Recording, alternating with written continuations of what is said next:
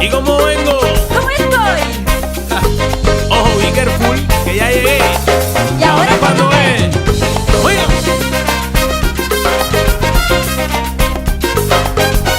¡Ay, sí! De mí pa' ti, de ti pa' mí. Después no digas que no te advertí. Oye, di. Check, check, check, check, check.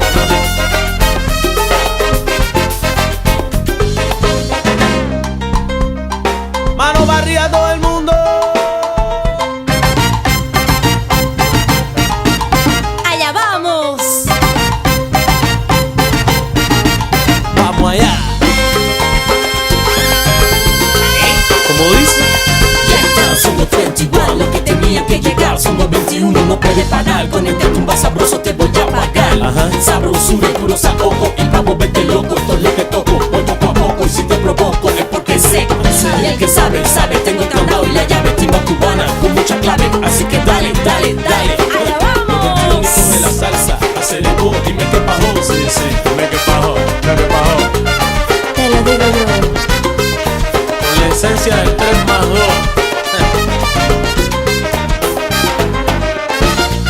Claro que sí, ¿cómo no?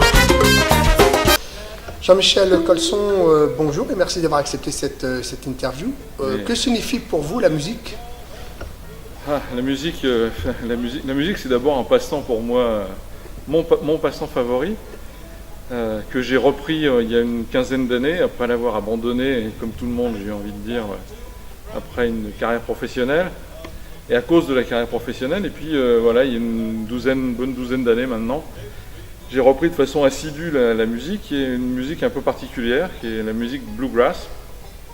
Le bluegrass, c'est une musique en fait qui vient des Appalaches, hein, donc aux États-Unis bien évidemment, qui est une musique qui a été réintroduite, on va dire, ou réaménagée par un homme qui s'appelle Bill Monroe, et qui a sévi juste un petit peu avant la guerre, et puis surtout pendant les années 50, où en fait il a réintroduit cette musique en reprenant bien sûr plein de standards qui existaient déjà, sachant que dans ces Appalaches, hein, dans le Tennessee, et là où l'herbe est bleue, le bluegrass, eh ben, il y a surtout, comment dirais-je, des influences musicales assez diverses, hein, puisqu'il y a eu des Polonais qui sont venus travailler dans les mines, donc des gens qui jouaient du violon assez vigoureusement et avec beaucoup de virtuosité.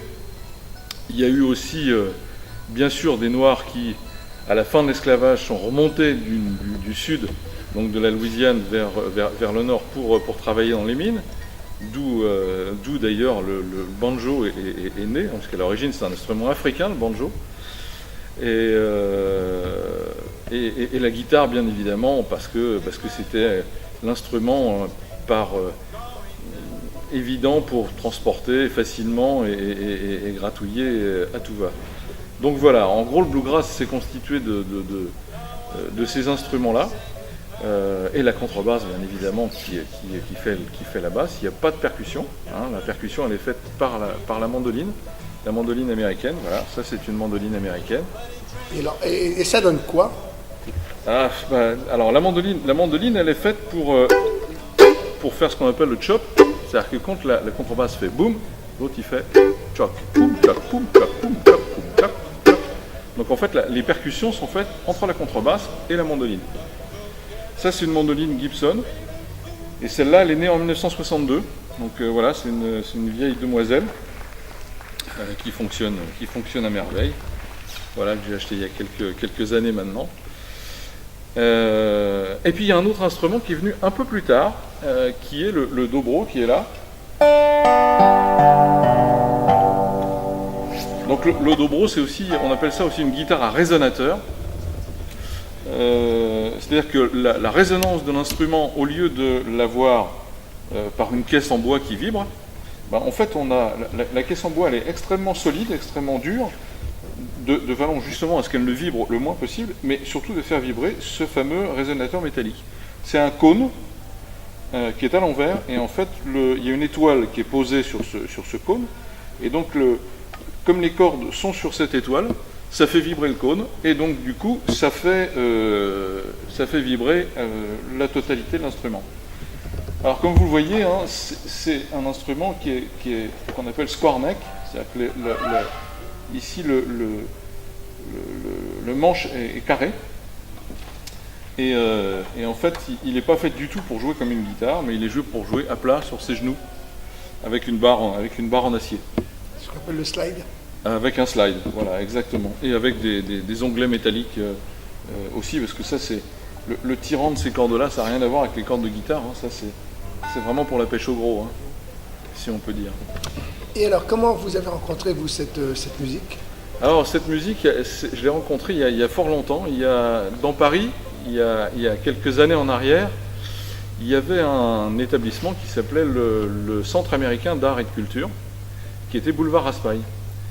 Et ce centre n'existe plus, il a été démoli pour faire autre chose maintenant.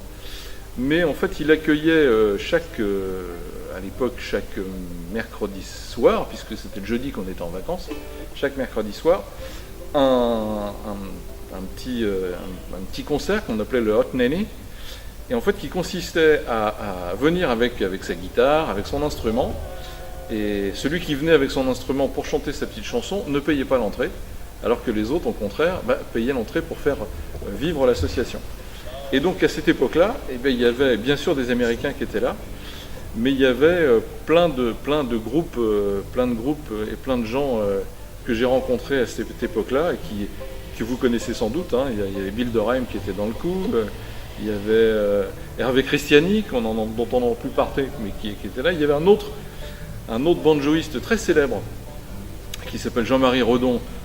Ce Jean-Marie Redon, il faut quand même le signaler, c'est une des deux seules personnes qui a été awardisée donc à Nashville, donc qui a reçu un prix particulier avec son banjo. Il y a eu lui, Jean-Marie Redon, au banjo, et puis le défunt Marcel Dady, qui lui a été chercher son prix et n'est jamais revenu puisqu'il était dans le mauvais avion, vous savez, qui a explosé, donc le fameux avion de la TWA. Le premier morceau que vous avez joué, vous vous en rappelez?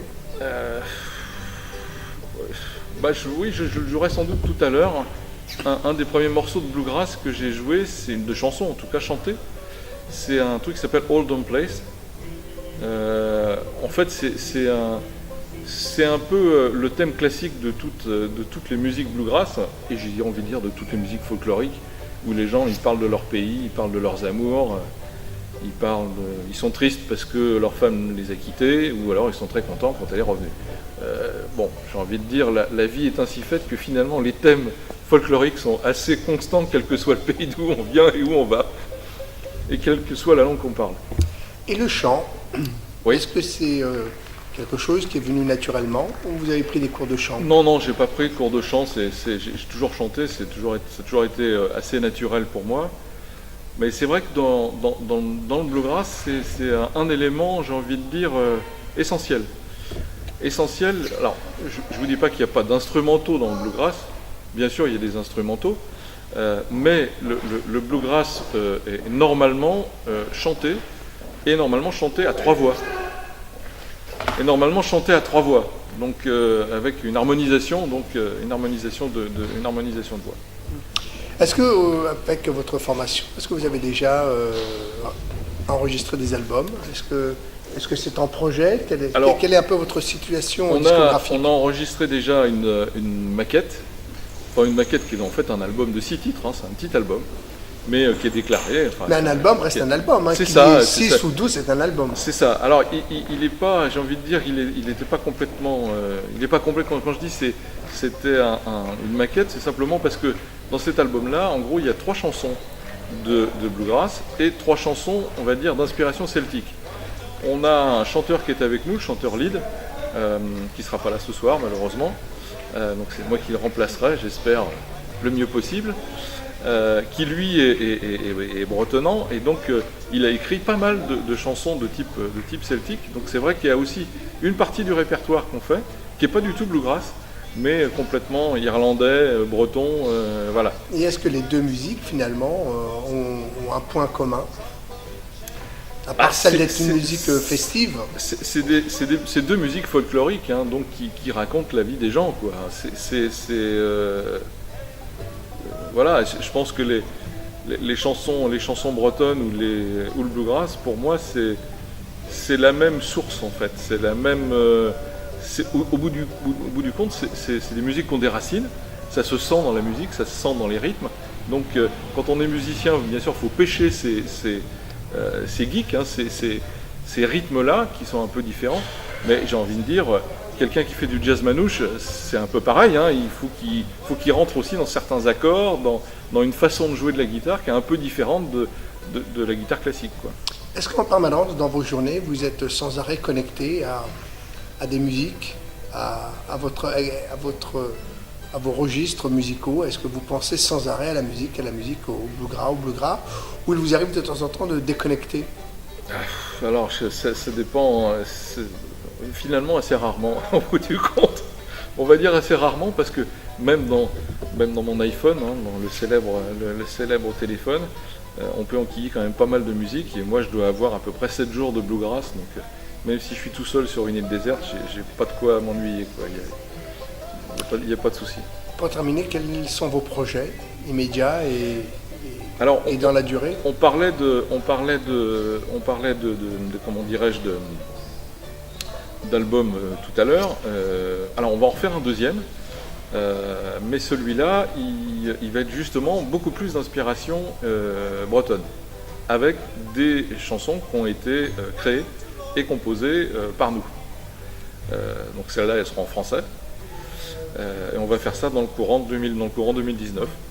En attendant, on a toujours des activités, bien sûr, de concert. On joue le 14 novembre, je crois que c'est un samedi, au Boucanier à Mantes-la-Jolie. On joue aussi ici, traditionnellement, le dimanche, juste avant Noël, pour égayer un peu les soirées des personnes âgées et des hospices à gauche, à droite, ici sur Magnan-Vexin, et sur Incourt aussi, d'ailleurs. Voilà, en gros, pour la fin de l'année, c'est un peu ce qui va se profiler devant nous. Et la composition, comment ça se passe? C'est quelque chose qui est facile, difficile? Vous êtes un travailleur? Ou c'est plutôt quelque chose moi, qui... je suis plutôt un arrangeur, donc c'est vrai que je laisse le chanteur lead plutôt faire les compositions et tous les autres musiciens, donc les 4 autres ou les 5 autres, ça dépend dans quel type de formation on est. On est là pour arranger, on est au service de celui qui a créé la chanson. Alors, ça l'a fait évoluer des fois, drastiquement, hein. Ça fait changer des refrains, enfin bon, bref. On crée la chanson ensemble, mais bon, il faut rendre à César ce qui est à César. Le fond de la chanson, elle a été composée au départ à la guitare d'une façon très simple. Les paroles sont là, elles sont intelligentes et poétiques. Nous, on est là juste pour assurer, je dirais, l'embellissement, je dirais, de tout ça. Voilà.